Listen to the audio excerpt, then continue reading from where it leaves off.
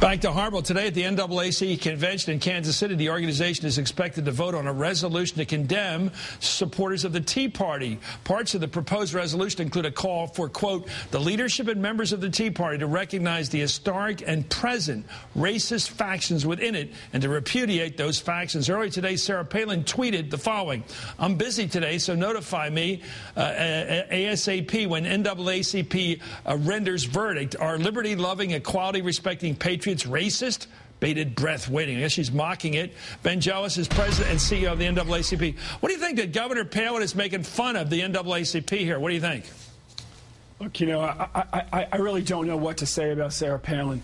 But what's real is that, you know, we aren't taking issue with the Tea Party itself.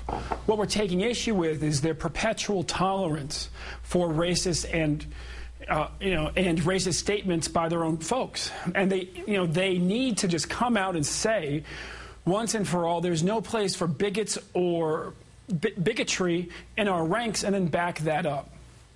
What do you make of those signs? And we're going to show them in a minute now. We've been showing them tonight, and we've all seen them. We showed them in our doc when we did it on the Rise of the Right. They always seem to show up with those signs. I mean, not everybody's got one, but they're there, and they're obvious. Pictures distorted. There's one, a sort of a white-faced version of Barack Obama painted up like a minstrel or something. And then you've got this other one with Hitler.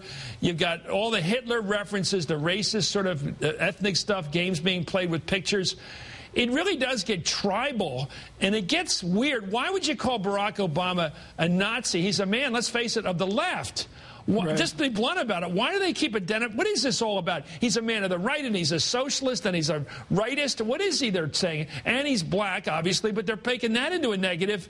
What do you think's really going on in the heart of the Tea Party people? Well, yeah, I think the heart's very mixed up, and that they really need to get clear. I don't think Dick Armey is a racist. My problem with Dick Armey and the leaders of the other big factions is that they have tolerance for racists. You know, they don't.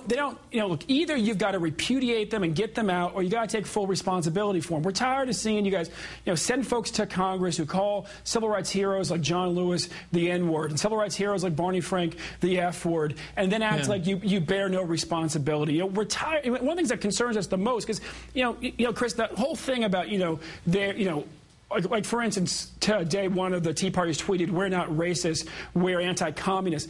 That's like an exact quote from the John Birch Society, and and you see those old themes, and then you go to the website of the Council of Conservative Citizens, that's an old Dixie crowd, obviously, yeah. I mean, straight up, they say that black people are not genetically equipped to participate in democracy. But that group isn't associated with the Tea Party. That's the old. Yes, they are. No. Yes, I thought that was the old White Citizens Council with a new name. Exactly, and you go online and they celebrate their participation in the Tea Party. Okay, let's get to some. Stormfront.com does the same thing, by the way. Let's get to some elected officials here.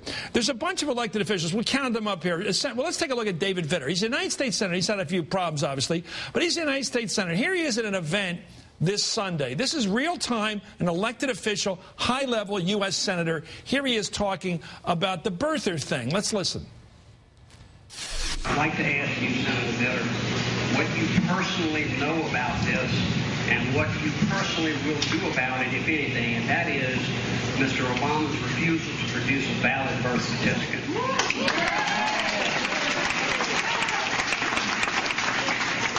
I know all the information I've been able to get my hands on through the media, but obviously with the mainstream media as a filter, that's not a whole lot. I personally don't have standing to bring litigation in court, but I support conservative legal organizations, others who would bring that to court. I think that is the valid and most possibly effective grounds to do it. You know, I don't know what they're up to, but I hear amazing statistics, Mr. Jealous, and you've seen them too, of up to a third of Republicans, not just Tea Partiers, who believe that this president, or wonder whether he's from some other country. And I can't figure out, they always go back to Kenya, I guess, an African country, and sort of assume he's from there, even though we have a birth announcement in the local Hawaii paper. I didn't have a birth announcement when I was born in the newspaper. I don't know if you did or not. No. That's pretty prominent, and that's not enough for them. You got the certificate out of the state, that's not enough for them. His mom's from Kansas. Kansas, right? So His why are mom's they? from Kansas. Well, that's right. He's well, that would suggest that he's an American right there. But why do they keep going back to this if it isn't race? I'm putting words in your mouth, maybe. But why are they doing this? Well, you know, it's deeply disturbing, and they use this rhetoric, "Take back our country," as if nobody else belongs to the country. And, you know, and that's the concerning part. I mean, they question the nationality of people of color from the president all the way down. And it's deeply, deeply disturbing. You know, you don't see that's ironic because most black people in this country have a lot deeper roots in this country than most white people. I bet if you did a little study on that genetically, most ancestors go way back to, what, 1620. A lot of African Americans go way back. A lot of us got here in the 19th century, our families. Yes. I'm sure somebody else has noticed that besides me. But that's right. I mean, like my 93-year-old grandmother who, you know, growing up would say, look, if they ask you what you are, just tell them that you're from here. You know, her folks came right up the James River, were on James River plantations, and that's what hurts. You know, look, we have old soldiers in the ranks of the NAACP who had their nationality questioned. To see them do this to the commander-in-chief is simply unconscionable. You're great to do this. Thanks for coming. Good luck with your resolution. I hope it clears things up. Ben Jealous of the NAACP.